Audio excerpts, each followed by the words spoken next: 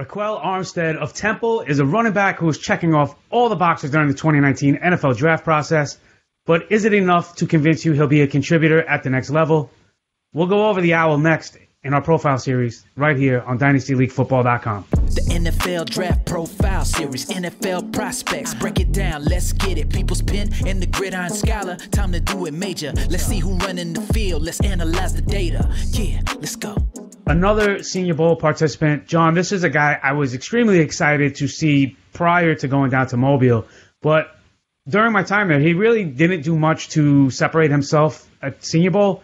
I know, varying opinions exist, but as an overall winner from the week, I would not put him in that category. So it's made me go back and do some more research on him. I wasn't convinced by the first-hand accounts. But, John, what do you see from the film and from what you've studied of Armstead? It's fascinating, Andy. You had mentioned that there are so many varying opinions on him. I was actually listening to a podcast earlier this week, and the analyst had him ranked number 1 amongst all of his running backs. Wow. I immediately thought that is absolute hyperbole. While I do like this young man, and I think he has a role in the NFL, he's clearly outside of the top 12 running backs in this draft class. Now, I had an opportunity. I took the family to see him play against UConn at the Rent in November on a cold and rainy day, and I was really excited to watch him play. And he got off to a fantastic start with 56 yards on 5 carries. Unfortunately, he got injured at that point in the first quarter. I didn't get to see him the rest of the way. But I am excited. I watched a lot of film of this young man, and he does have a career ahead of him. Now, he played in all 23 games as a freshman and sophomore at Temple. And in 2016, he really made a name for himself with 919 rushing yards and 14 touchdowns. Unfortunately, he suffered a toe injury in 2017 and didn't get much time on the field. But last year, he really bounced back. He rushed for over 1,000 yards on 210 carries, and he scored 13 touchdowns. He was so good against Houston, he was named the Maxwell and Walter Camp Offensive Player of the Week, as he established career highs with 30 carries for 210 yards and 6 touchdowns. In Temple history, he is only the 11th player to post a 1,000-yard rushing season, and he finished 4th in Temple history with 2,812 rushing yards. So he's been very productive on the field for the Owls. But he had an eye-opening combine performance. He obviously showed us a lot more athleticism than what we were seeing on the field, and it made me go back and look at the tape. Now, how good was that combine performance? Amongst running backs, Andy, he finished 2nd in the 40-yard dash, 5th in the 3-cone drill, and 6th in the 20-yard shuttle.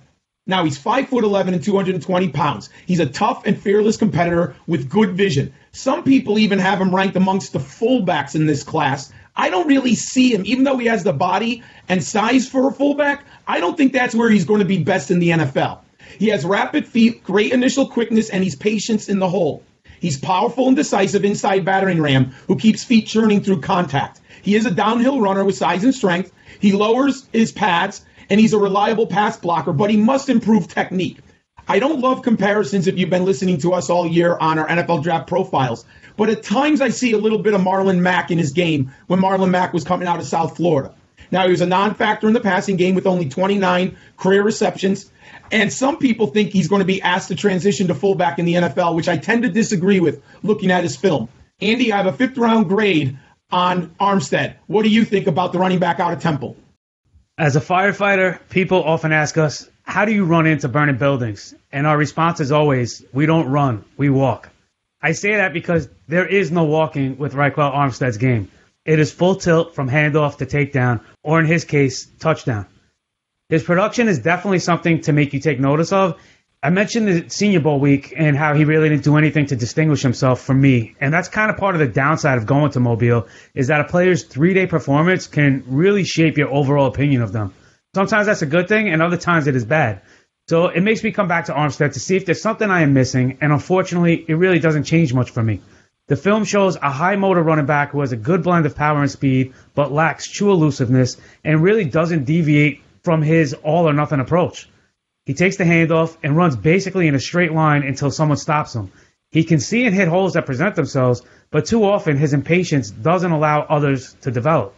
He moves side to side more so than cutting or juking anyone. And John, it reminds me of video games where you use a computer keyboard where you can only move up, down, left, and right, and you have no options for going diagonally. In the passing game, his protection doesn't appear to match the same force in which he runs with. Now, he can get the job done, but he can still use some more work.